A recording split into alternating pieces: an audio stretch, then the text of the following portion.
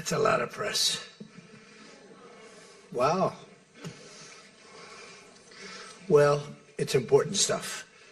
And, you know, our team out here, they've all become stars, superstars, actually. But we want to thank you very much. We've had a tremendous time and I think a great success. And we just concluded a very successful NATO summit here in Turkey. And I want to thank President Erdogan, who's really a great man. He's a great leader. He's a friend of mine, been a friend of mine for a long time. He's a strong person, a very strong personality, and that's why he runs such a successful and good country, and really a great, I would say, a great country. Militarily, he's very powerful. People leave him alone, but he's really done a fantastic job. And from the moment we got off the plane, you look at the airports were beautiful. They built a new terminal for our arrival. Everything was beautiful. And so I just want to thank President Erdogan, who's done a fantastic job in Turkey. And I also want to thank NATO Secretary General Mark Rutte. Mark is an extraordinary person, smart, great leader. It's not easy leading so many leaders like that. You get a lot of leaders and they're strong personalities, every one of them. And Mark does an unbelievable job. Couldn't find anybody better. I just want to say there was tremendous love in that room. The press got to see the sitting, but they didn't get to see the speaking. And I actually said, it's too bad the press couldn't see this, because every one of them spoke for a little while, and I spoke for a little while. And it's a lot of speeches. We kept it short, but it's too bad the press couldn't have seen what we were doing in that room, because it was very smart people, and they have a lot of good in their heart, not evil, good.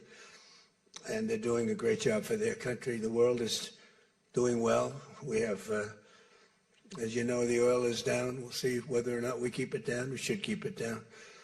We're doing things that should have been done 47 years ago with Iran.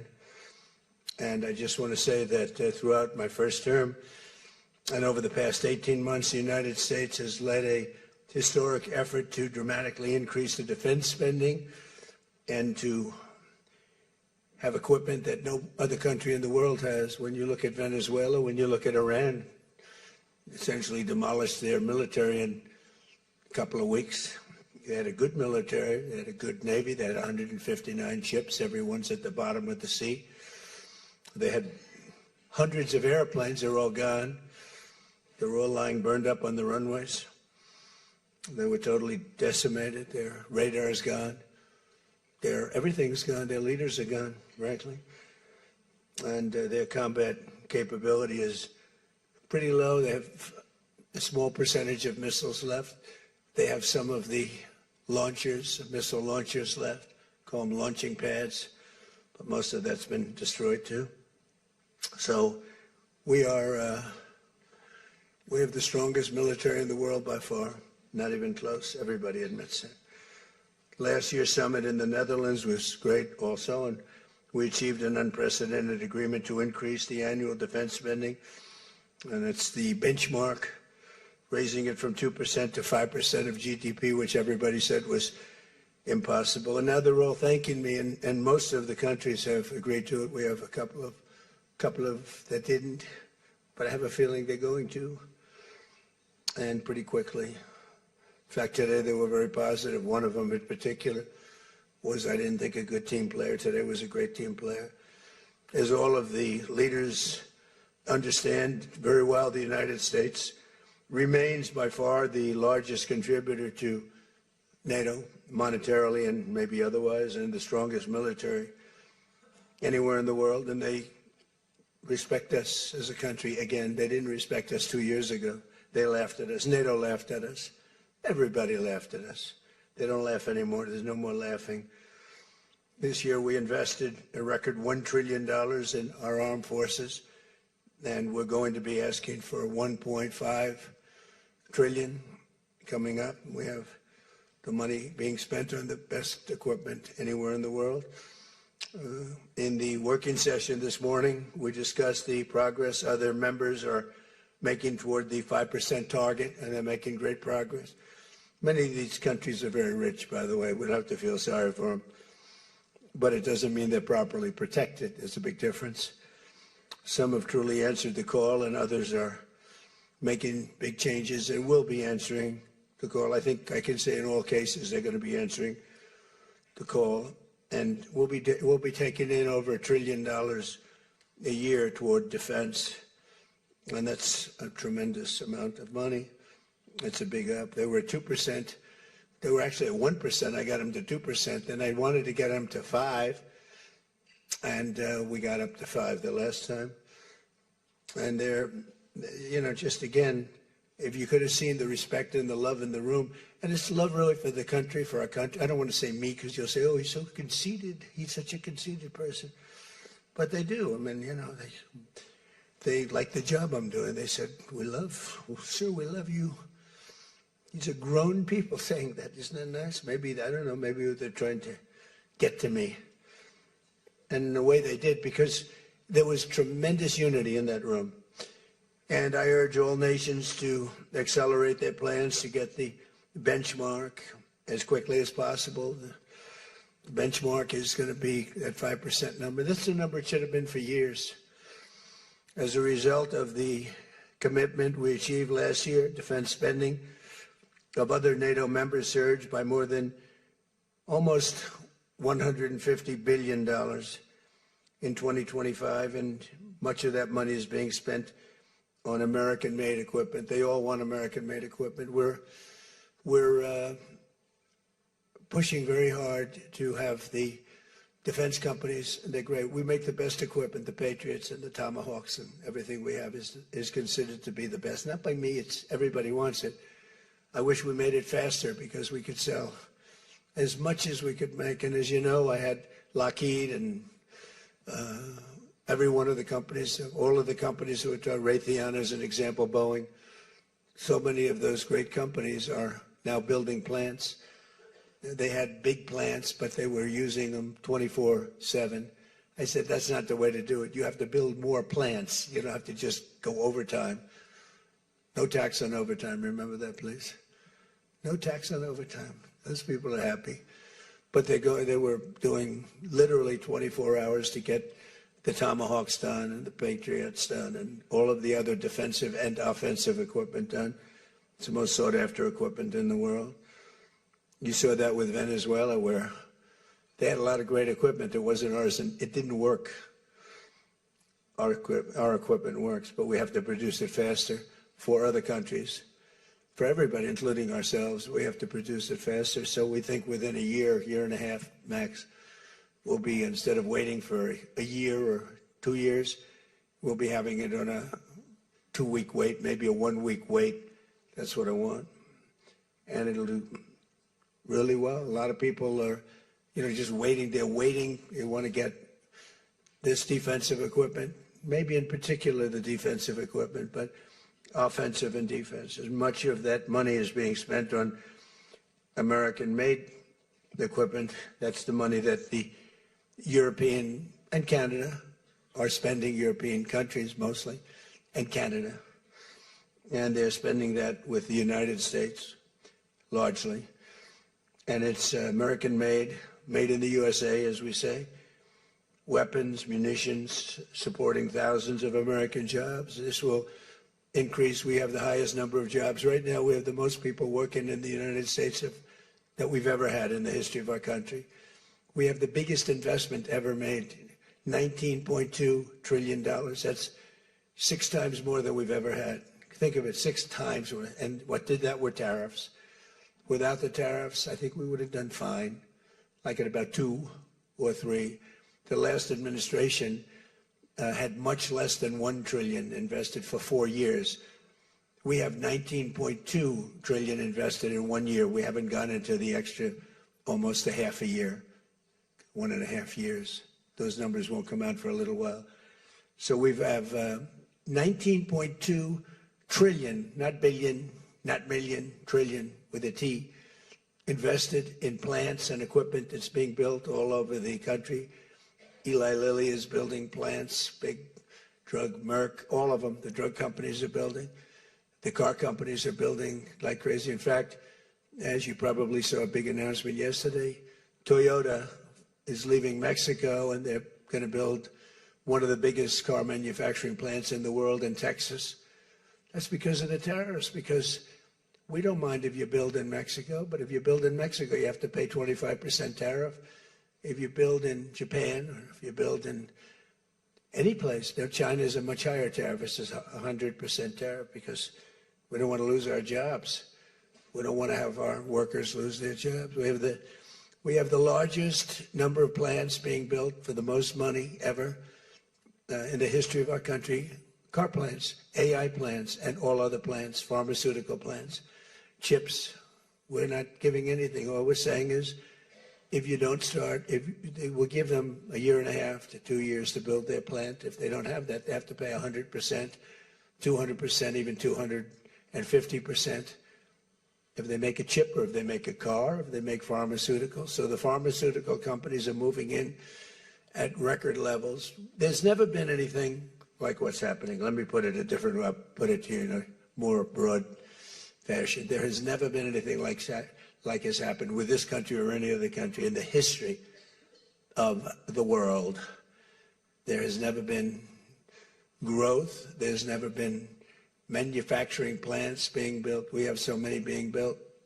And in the big ones, like AI, some of the AI, we let them build their own electric plants. We force them to build. We don't want, because the old grid that we have wouldn't be able to supply. They need, just as an industry, more energy than the entire country produces right now, when you think of it, which is incredible. So take all of the energy that the United States produces and that one industry, which is so big, so powerful, it needs more than that. In fact, some people say almost double.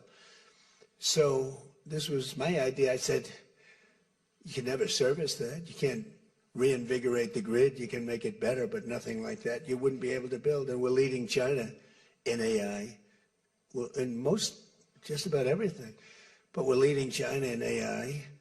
Even in TikTok, I was watching somebody say, oh, the TikTok deal, it's so bad for, well, because they say the deal was incredible, but they think the word that gets out is bad, except the numbers just came out, and I'm #1 on TikTok, and all I do is talk about communism, right? So it's sort of good. I use it to get elected, too. But, you have to get your word out. But the numbers came out just a little while ago, and I was #1, some ridiculous number. I never heard of numbers like that, but #1. And all these entertainers are number 27, 29. It's crazy. I don't even understand myself. But that means that my word's getting out about how great our country is, how successful our country is, and how bad communism is, and how bad these lunatics are that are running for election that don't sound good, don't think good, and don't look good. I don't see any looker. I don't see anybody with the look. You need the look, I guess. You need something, but they don't have it. And I think they'll fade fast. And it's not social democrats. This is not a social, these are communists that are running. And they don't want God. They don't want successful things to happen for our country. They don't want to have a successful country. I think they're sort of crazy.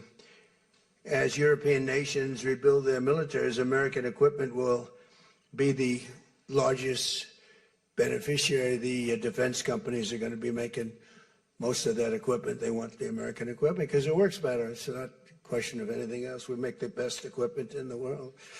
And to that end, I provided other leaders with an update on the steps we're taking to rapidly scale up production in the United States.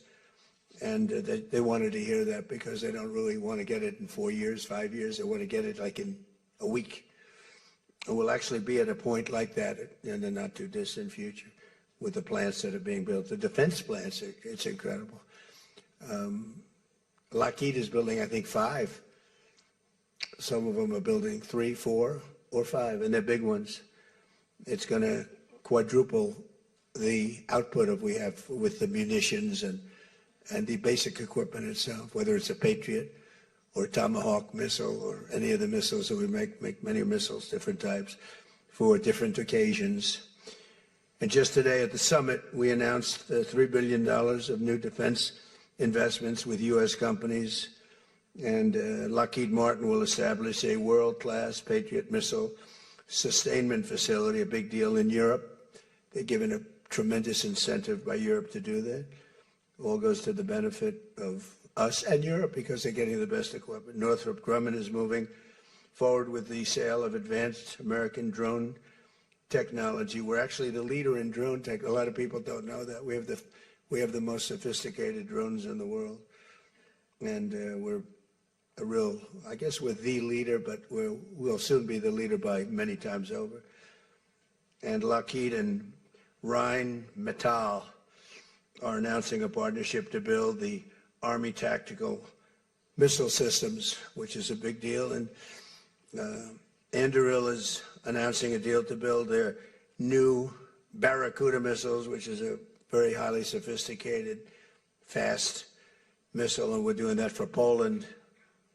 Poland's doing very well, by the way, with a very, very good president, great president, I think. All of these agreements directly benefit the U.S. defense industry and base, and what it really does is it means jobs. And again, I have to just say that when Toyota announced yesterday, I wasn't that surprised, but everybody wanted to get that. That's the largest, I think it's going to be the largest plant in the world, car plant, and they're moving into the United States. And again, they're doing that to avoid paying the tariff, because if you build your product here, you pay no tariff. If you don't, you pay a 25% tariff, depending, 35% sometimes 100%, 200%, depending on what the product is. As an example, we're doing great on steel because we charge tariffs. So now all of a sudden the steel industry, which was absolutely dead a few years ago, I revived it in my first term, pretty good. And then they blew it in the Biden term. What a shame. They just blew it right out the window. They had no idea what they were doing. And I quickly revived it at the beginning of this term, year and a half. And the steel business is through the roof. We don't even make aluminum anymore. Now we're going to have the largest aluminum plant in the world being built in Oklahoma. I love Oklahoma. 77 out of 77 counties, 3 times. And it's great. It's a great state. They're going to be building the largest aluminum plant in the entire world in Oklahoma, starting very soon. Over the course of the past 2 days, I had a number of excellent discussions with other leaders at the summit and held productive bilateral meetings with essentially all of them. We had dinner last night, just about all of them were there. President Erdogan of Turkey, as well as President Zelensky, and he just came in, as you probably saw, had a little press conference, and also President al-Shara of Syria, who's doing an unbelievable job in unifying Syria. What a job he's doing. Syria was a mess with what happened with the previous government, you know that. Very dangerous place, and now it's just come together. He's done a fantastic job. People are talking about it.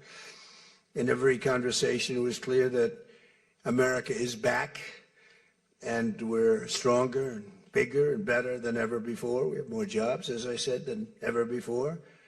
And we're respected again like maybe never before. We are so respected as a country. That's why I wish I told the Secretary General, Mark, I said, it's too bad the press could not see what's happening in this room. You saw the big round circle with all of the leaders of all of those countries.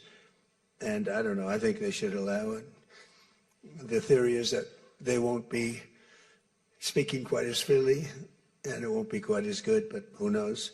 It was amazing, actually. The unity in that room was incredible. Really a love. It was sort of pretty wild. There was a love in that room that was great. So this was a tremendously successful summit.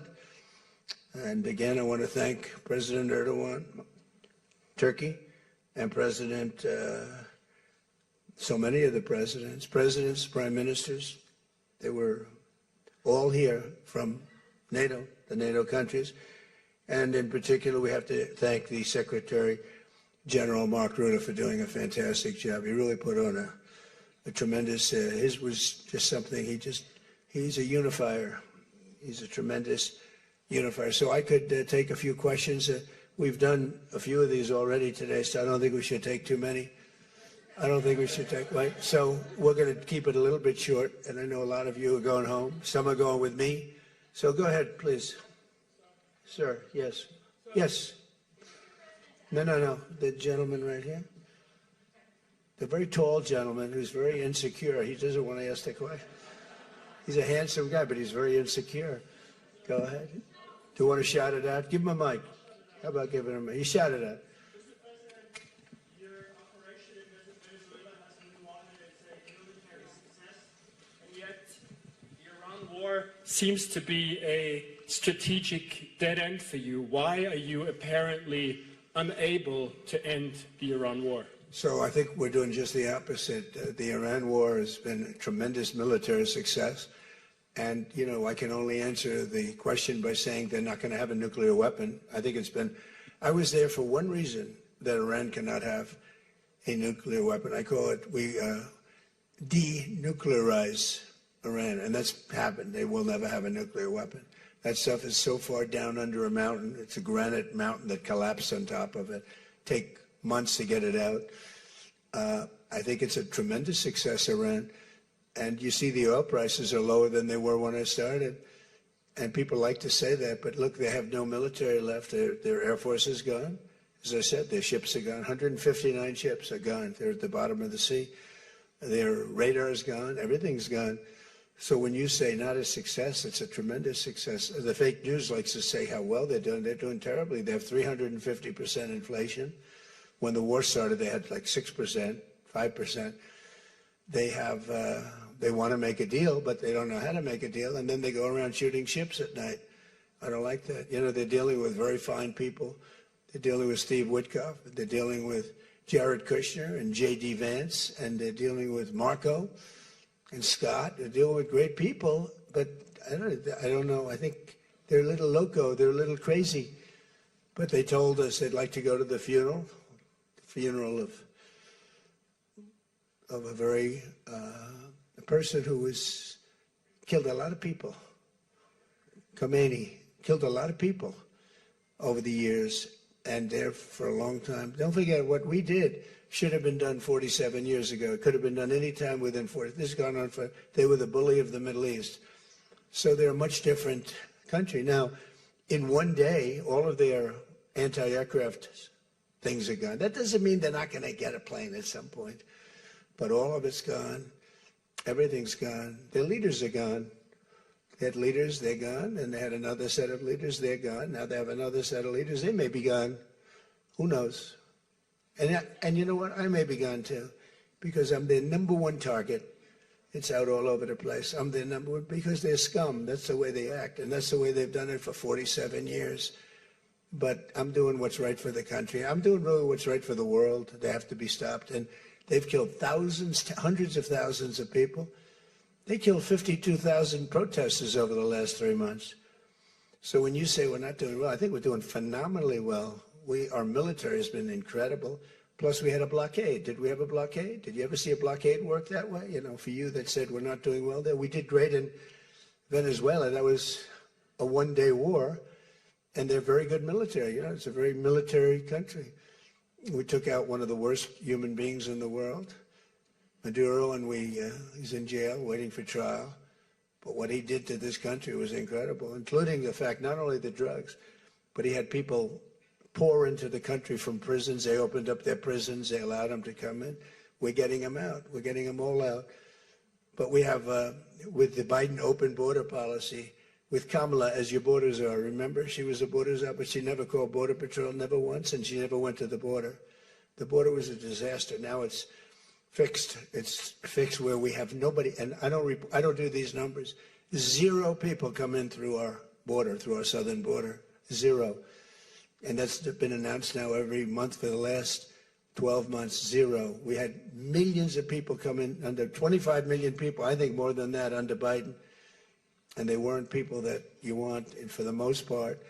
They were drug dealers. They were escaped from, think of it, all the prisons, and I'm not just talking about from South America, I'm talking about from the Congo, I'm talking about from all over the world. The prisons were emptied out. They were emptied out into our country. But they had the worst murderers.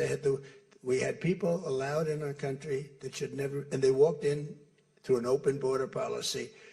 And all I'm saying is that you're lucky we won this election. Yeah, please. Go ahead. Go ahead. No, yes, go ahead. Who you with? Why don't you say your name and who you're with? It's always helpful. Thank you, Mr. President, for doing this. Iris Tao with NTD, with a sister media with the Epoch Times. Okay. On communism, you've been issuing a wake-up call to Americans at home about the dangers of communism. And now you're speaking on the world stage. What's your message to people both living under communist and socialist regimes, but also people living under democracies like in Europe and America who might not have realized how close communism has come to home? Yeah, that's a great question, actually. But look, I want to get the word out because what's forming is communism in the country. And communism's easy to sell. I would be the greatest communist in history. I'd be right up there with Lenin. I'd be as good as anybody. You've got free rent for the rest of your life. What they don't say is that you'll be living in squalor in 12 months. You've got a free house. Would anybody like to have a free house? We'll take it away from somebody. We'll give it to you. You'll have murders all over the place. Communism's a disaster. It's been proven to be for thousands of years under different names, but same thing. It's very important. And, you know, it's funny. One of the reasons I do so well with Hispanic people, I set a record, Republicans. I get great numbers for the election, helped me get elected in a landslide. The Hispanics, because a lot of them came from countries that were essentially communist. You know, whether you call them radical socialists or communists is not that much, but there's a little difference. When they say social democrats, we're social democrats, it sounds so nice. It's not nice, it's a very dangerous term. So I do talk about it, and I talk about it on TikTok, and I talk about it everywhere. I talk about it here. And you're right, it has become international, but it's never worked, and it's not going to work. What is working is the United States. I mean, think of it. We have more jobs than we've ever had. People are making more money than they've ever made. I'm talking about workers now. I'm talking about workers. They're making higher salaries than they've ever made before. It's just the best system, and it's got flaws, but everything's going to have a little flaw, but it's been amazing. And when I watch what's happening, and I see these lowlifes getting, I mean, they're lowlifes. I watch them. I know good people. I know quality people. These are essentially lowlifes.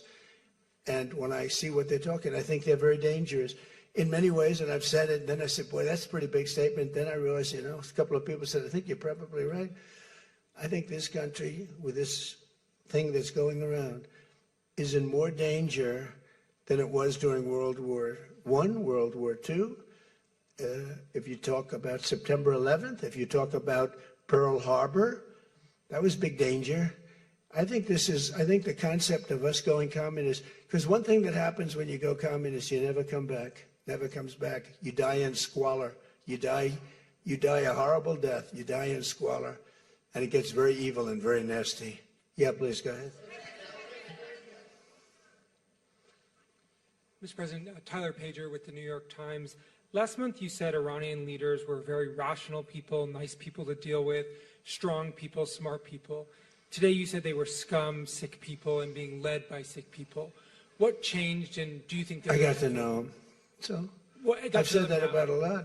Now, when you say rational, I think they're much more rational than level 1, level 2. Level 1 is gone, level 2 is gone.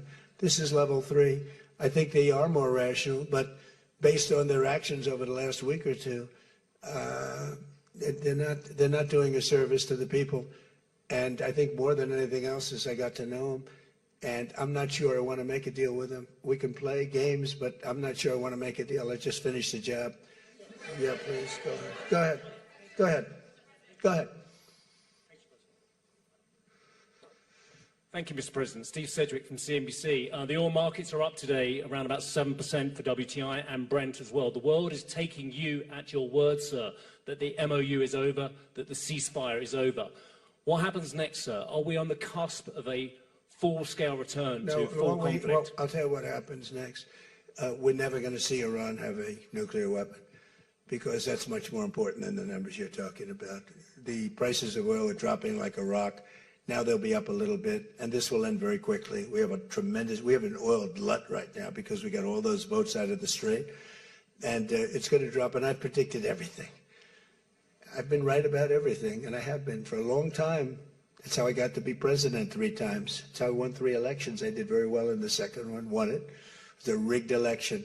But I've been right, and oil's coming down. Now, I have to make sure of one thing, that we don't have lunatics having control over nuclear weapons. So we have that now. There's no way they have a nuclear weapon. We have cameras, as an example, on the site that those beautiful B-2s at 1 o'clock in the morning 10 months ago blew up. They blew it up. We have cameras, that's called Space Force, if they're in space. But we have cameras that can read the badge of the person going over to a site. Mohammed something. We say it's Mohammed something is there with shovels. Well, shovels won't get you there. The biggest machinery in the world probably won't get you there, if you want to know the truth. It's way, way below. But we're watching that, and if anybody goes there, they get blown up. So nobody's going to touch that. Eventually, we'll take it. But what we do have is we have that. That's gone. If we wouldn't have had that, they would have had a nuclear weapon, and they would have wiped out Israel. If I weren't president, Israel wouldn't exist. And we did it 2 times. When the JCPOA, the Obama deal, when that was originally conceived, everything went to Iran. $1.7 billion in cash, hundreds of billions of dollars. They thought they could buy peace with these people. You can't do that. So the big thing we have is more important than anything we can talk about is you can't let lunatics have nuclear weapons, and we've stopped that. And that should have been stopped on a couple of other occasions, too, with different countries, but they didn't do that. Yeah, please.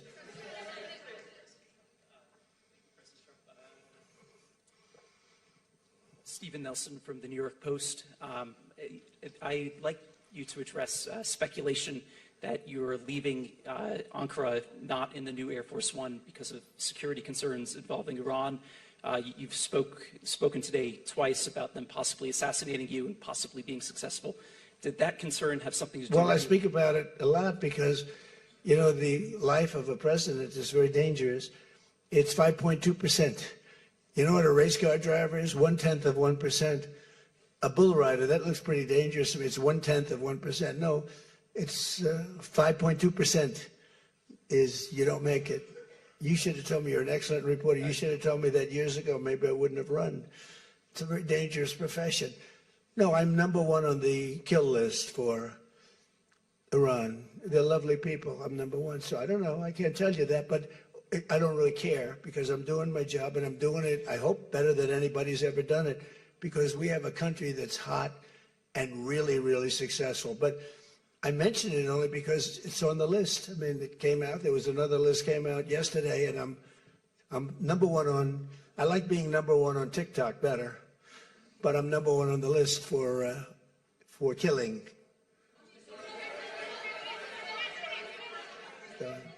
Go ahead.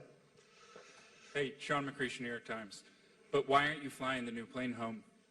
Say what? Why aren't you flying on the new Air Force One home? It's flying to Europe, to one of the big bases, 2 or 3 of the big bases, where we can show it to the people. And we'll be going home by normal methods. But we have it going to Europe to a couple of bases, actually 1 in particular, but it's going to go to a couple of bases, stop, so the soldiers can see it because it's truly magnificent. Yeah, please. Go ahead. You want to go? Okay, go ahead. Mr. President, Harici Media, Tunç Akkoç, Türkiye. Mr. President, it seems that the war with Iran may start again. What do you expect from your European allies? I don't think it's going to start again. I think it's going to go very quickly. They hit a couple of ships, and so we hit them much harder. When they hit, we hit 10 times harder. You know, we hit much harder than they do. We have a lot better equipment than they do. We may even, somebody asked before, do you think you'll hit them tonight? I said, we might. Yeah, we might. But when they hit, we hit. You know, it's what we use their language. We speak their language. No, I don't think so. I think anything that happens is going to be over very quickly, and we'll only make it safer, including for oil. Oil is going to be very free, very easy, and it's going to happen very fast. We have the Hormuz Strait, the boats have pulled out. I mean, there's a gusher of oil right now. We have a lot of oil. And no, anything that happens is going to happen very fast. We're not looking for long term. Okay. Go ahead, Red. With MS Now, you said today that countries... You're with who? MS Now. MS Now, that's a failing network. Why would you want to work for them? MS Now, can you imagine? They wanted to get away. They took the name NBC because they were embarrassed by it. Go ahead, let's go. When do you hear this question? You said today that countries like Spain, Italy, and the UK were not there for the U.S. and its war with Iran. Should those countries be attacked, will the U.S. be there for them? Well, I'll tell you what. Number one, Spain has been very bad, but, you know, Italy's been good, and almost all of the countries have been good. They just had a bad moment. They didn't help us. We didn't need the help, but if we would have wanted the help, I said, by the way, if I want help, Sir would rather remain on the sidelines, and I didn't like that answer. UK gave an answer that was sort of weirder than that. They went out. I said, would you like to help? They said, we do, but we want to wait till the war is over. This was not in the spirit of Winston Churchill. So, yeah, I mean, I'll tell you what, I can only say if there's one word that comes out of today, it's unification. I've never seen anything like it. Every one of those countries, they love us, they love each other. That was tremendous unification. It was a nice thing to say, and it was a very fair question, too. Yeah. Green? Green? Yeah, you're wearing green, right? Thank you, Mr. President. Eda Turul from Haber Global TV, Turkey. Mr. President, after your meeting with President Erdogan, can you tell us whether you and President Erdogan reach an understanding on Turkey's return to the F-35 program and the future of U.S.-Turkey defense cooperation? And do you believe U.S.-Turkey relations are entering a new chapter right now? Well, I had a great relationship in my first term. You remember Pastor Brunson, and he was put in jail for 35 years, and I called. He was an evangelical hero, actually, very good man. And I called President Erdogan, and he let him out. I didn't pay anything like Obama and Biden pay billions of dollars all the time. I never paid any for anybody. I just let him out. Let him out. But in this case, I didn't say it the second way. I said it the first way. I said, look, he's a good man. He's highly respected in the evangelical, and I'd like you to let him out. And he was in my office, in the Oval Office the following day, Pastor Brunson. I had a great relationship. When Sleepy Joe Biden got in, bad things happened with a lot of things between the border. Everything was bad. We were laughed at all over the world, and we had a very bad relationship with a lot of countries. I think Turkey was one of those countries. But that changed on November 5th when we had the election. And it's one of our best relationships. We have a great relationship. And they're talking about the F-35 airplane, and it's the best plane, and everybody wants it. And we have to make a decision who we give it to. I mean, my inclination, because he stayed out of, he's not a huge fan of Bibi, and he's not a huge fan of Israel, but he stayed out of that war. He could have gone into that war very easily, and he didn't. At my request, he stayed out of that war. He's been a very good ally. I mean, Marco could tell you we have a very strong relationship with Turkey. You know, it's a very big country. It's a very powerful militarily. It's the second most powerful country in NATO. It's a NATO country. So whether or not we do that, I haven't totally made up my mind. But my inclination is to say, look, he's done everything. He's helped us in so many different ways. And you know who else has been good to us? China. China never came into the war. They get 50% of their oil from Hormuz Strait. They never came into the war. They never said, I'm going to send a ship in 5 destroyers along each side of the ship. They never did. No, President Xi's been great. Everyone's been sort of great, to be honest. You know why? Because they respect our country again. They laughed at our country. They thought we were a bunch of fools. They saw a president that couldn't talk, he couldn't walk. It was a disaster. They lost respect for our country, but now they have more respect for our country than they've ever had before. Thank you all very much. We'll see you back. Thank you very much, everybody.